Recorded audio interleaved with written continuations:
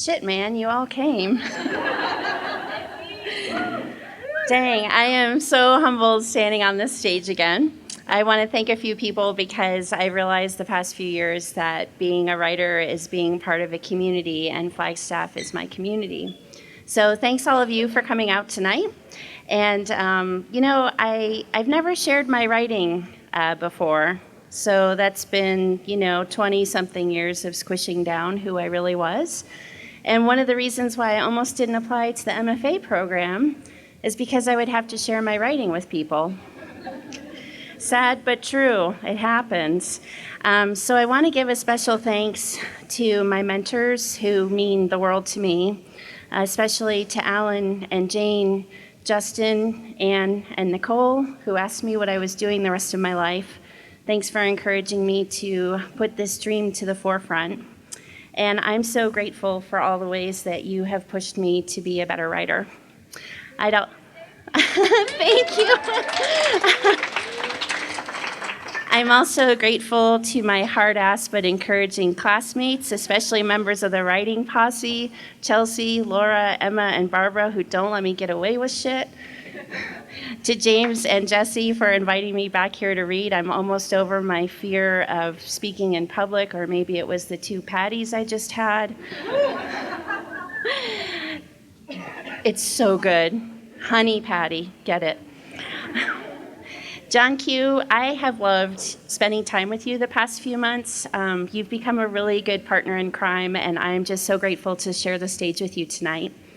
Also, thanks to my folks who gave me my first typewriter and didn't let me move back home after college. And to all of you for your love and support, for coming out on a Monday night just to hear some words. I'm so grateful. And of course, to Mark. Thank you so much.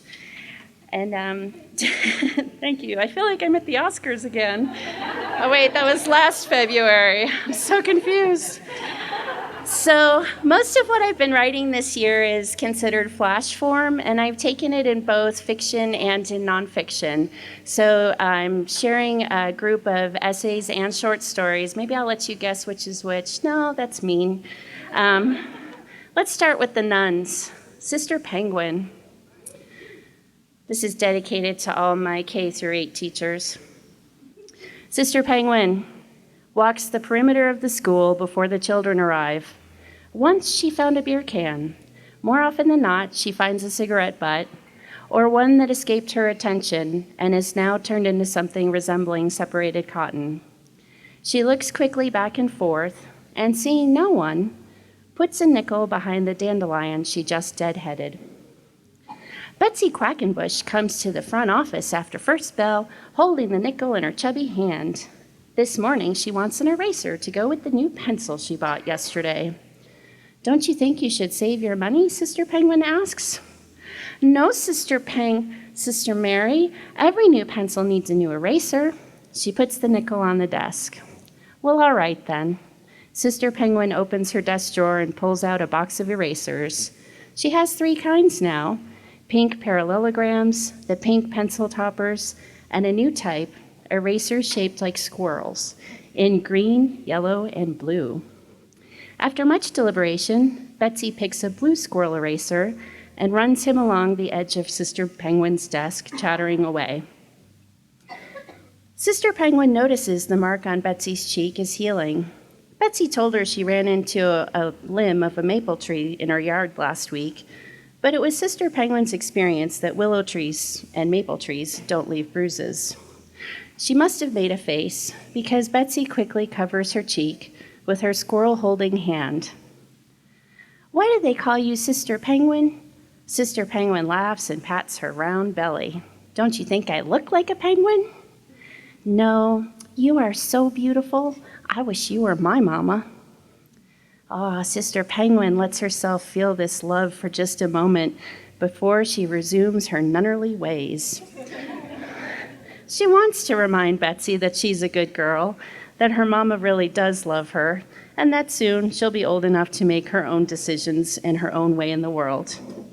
Instead, Sister Penguin picks up a ruler from her desk and taps the back of Betsy's hand. Betsy runs from the front office, leaving the squirrel eraser behind. Sister Penguin closes the desk drawer, picks up the eraser, and puts it in her habit pocket.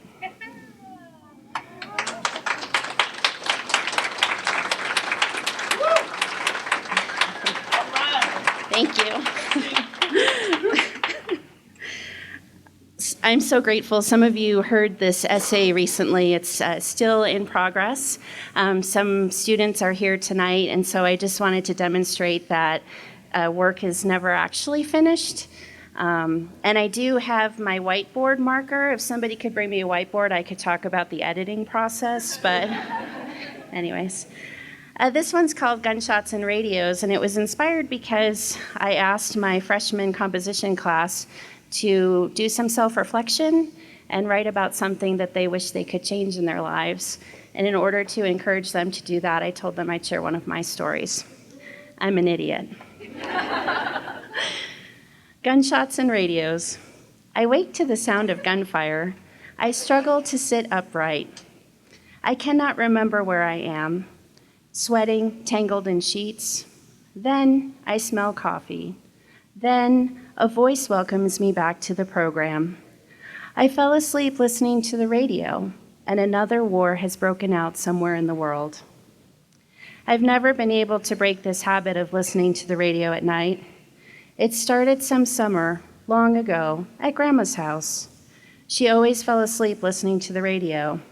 The radio voices were her friends, she told me, and listening to other people made her less likely to toss and turn, thinking over her life every night. I never knew what she was trying to not think about. I never asked. Maybe escaping the Ukraine just before World War II, maybe working on an assembly line all day, every day, for 25 years, putting car radios together. Or maybe just all the things she wished she said or done differently in her life. I try not to listen to the radio at night, but my mind is a busy place. I call it the hamster wheel, churning and churning all night, over the past day, the month, the years. Having time to think and self-reflect is actually a luxury if you think about it. I don't live in a war zone. But why is it that self-reflection brings its own sense of terror to me? I asked my students recently to immerse themselves in one of their own life situations and think about what could have been said or done differently. I forced myself to think about the one time, the only time, I lived close to gunfire. It was one of our last nights living together, but I didn't know it at the time. It was after we were woken by gunshots. One loud noise can always be attributed to a car backfire, but 4 bangs in a row can only mean gunshots on Shawmut Avenue again. We are safe, but only half a block away on the 3rd floor of a brownstone, futon on the floor, summer. We both sit up and look out our bedroom window as the neighbors' lights turn on, one by one, rising from the floor like lightning bugs out of the June damp grass. We lay on our stomachs, watching as people move behind curtains, shadows flittering, lights flickering off, as everyone goes back to sleep except for us. Instead, we stay awake now, breathing next to one another, neither one of us daring to say, the thing. You know the thing. And then my voice. I'm moving out, I hear myself say. The voices from the radio interrupt this memory to bring me the weather. But not before I wonder what would have happened if we'd simply hugged, been thankful that we were safe in our beds, and gone back to sleep.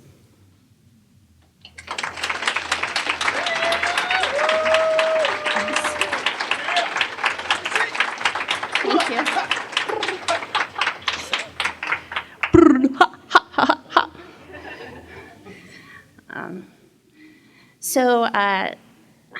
I hesitate to read this poem, but at the same time, Justin, you continue to inspire me. Something Justin said to me, to all of us last year when Ferguson happened, was that poetry isn't worth a damn unless it says something. So I'd like to read you part of a sequence poem that I'm still writing about Ferguson because Ferguson is still happening. It's called Ferguson, Missouri, and I'm reading parts 3, 4, and 5 tonight. 3, Alone Together Now, after W.S. Merwin. We wake without question, even though the whole world is burning. We should have taken to the streets, done something beyond the retweet, the repost, the repaste, the regurgitate. Something beyond shaking our heads, maybe murmuring, "This is wrong," to someone else besides ourselves. Maybe we could have considered who was armed, who wasn't armed, or how the police are trained or not trained to shoot and shoot and shoot and shoot and shoot and shoot. The fire burns, and then we remember that we never really liked being alone together for so long. 4, Judgment. This is after Melanie McEwen. The streets are on fire again. I enter the grocery store, grab a lavender-scented antibacterial hand wipe, and wash the unseen germs from my hands before even thinking about touching the organic gala grapes. Walking through the aisles, I tell myself, I'm taking a break from reality, which isn't really a break after all, right? The fluorescent ceiling burns, and I want to rub my face, my hair, my hands in ash to free myself from this padded existence of too many choices, too many options, shelf-ready, wrapped, boxed, bagged, mediated, curated, packaged for mass consumption. My brain is mass-consumed in pain, isolation, awkwardness. I'm bumbling, stumbling through this world, searching because my eyes are still full of ash. 5, Over, until it happens again.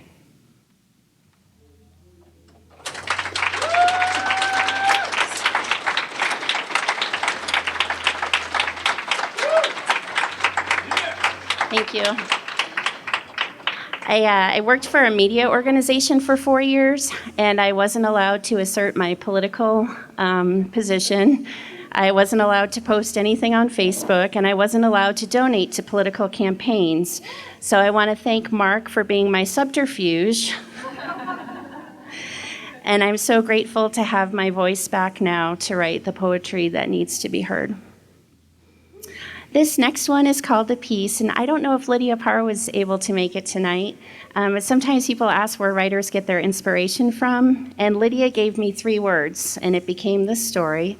The 3 words that she gave during a workshop at the Book Fest were rook, object of desire, and gardener. It's called The Piece.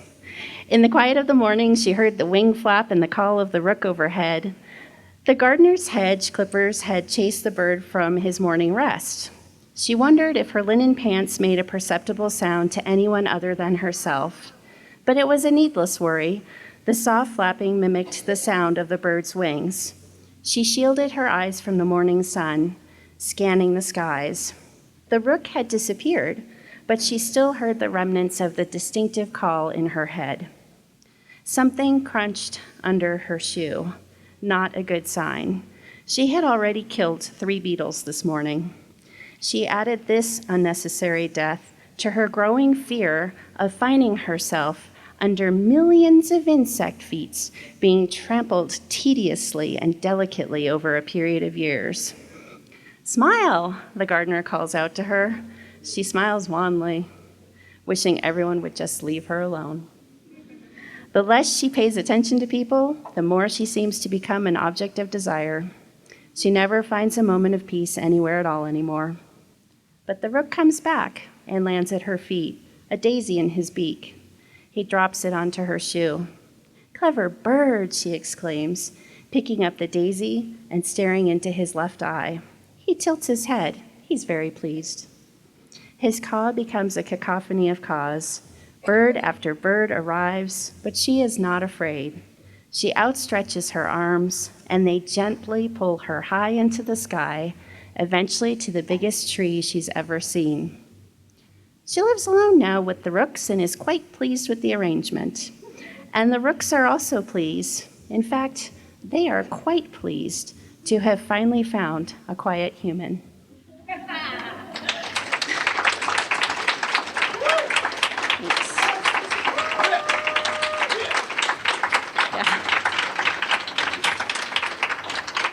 So, like, I totally forgot to set my timer. Do I have 2 more hours or what?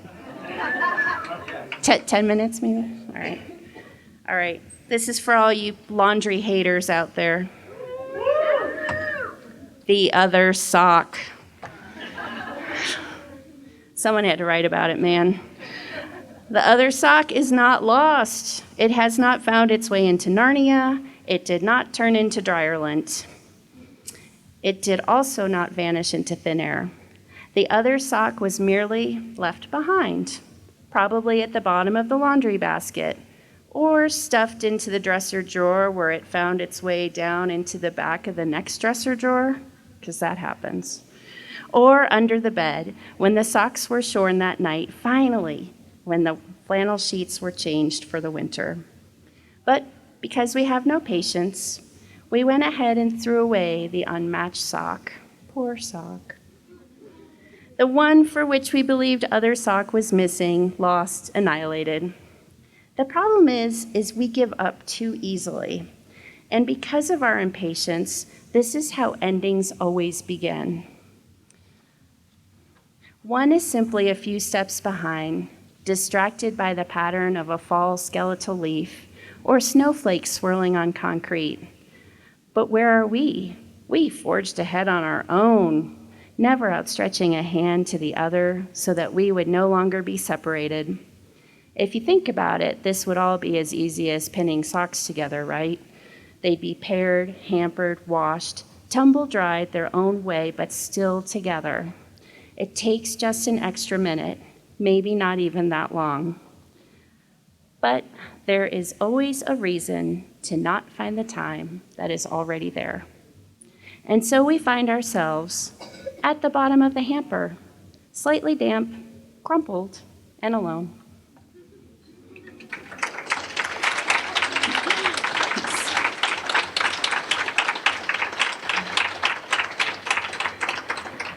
I think my last one is thanks to a lot of people, actually. Levi Stallings writes some weird shit, man, and I'm kind of inspired by him. Also, Alan gave us the dastardly bear at the door prompt, and Nicole introduced me to Kenneth Koch. Okay, so this story is called The Cephalopod at the Glass, and the quote is Kenneth's. The epigraph reads, "When you are free, it is hard to decide what is best. We were afraid that we were all half squid." Keep that in mind. I knew my boss, Mike, the chief herpetologist, was going to be a problem when he crashed into my lab, his white lab coat tails flapping behind him. #TooCute is on. What? I barely look up from my notes. Mike is sweating, and it's not because our grants are due at the Science Foundation this week. His competitive nature is getting the best of him again. The fact of the matter is, we never win the social media wars with our salamanders and cephalopods. The mammals always win. He tried again, pushing his glasses up the bridge of his sweaty nose.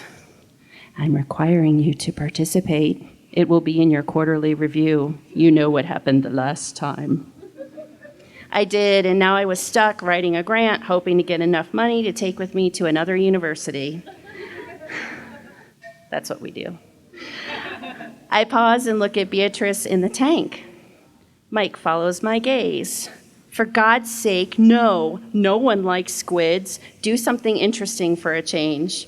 He storms off. I know he's going next door to photograph one of the Medusosa whores. All tentacles, no nerves. People don't like animals, especially other people who have nerves, or a singular nerve for that matter. Why wouldn't I enter Beatrice into the contest? I swear she's looking at me through the glass, her wide black eyes staring. I can almost see her invisible blood flowing and churning in her beautiful brain. I crouch lower and press my ear against the aquarium glass, turning my head slightly to look Beatrice in the eye. Somehow, her tentacles help me hear better. Maybe it's from the vibrations echoing through my still complex nervous system. I reach out my arm, and then my arm, and then my arm, and look through the watery glass. Beatrice is standing outside, holding two hands up to her face, her small eyes wide. She's pleased, admiring her chipped pink nail polish. I smile. At least I think I do. She opens my mouth, but nothing comes out.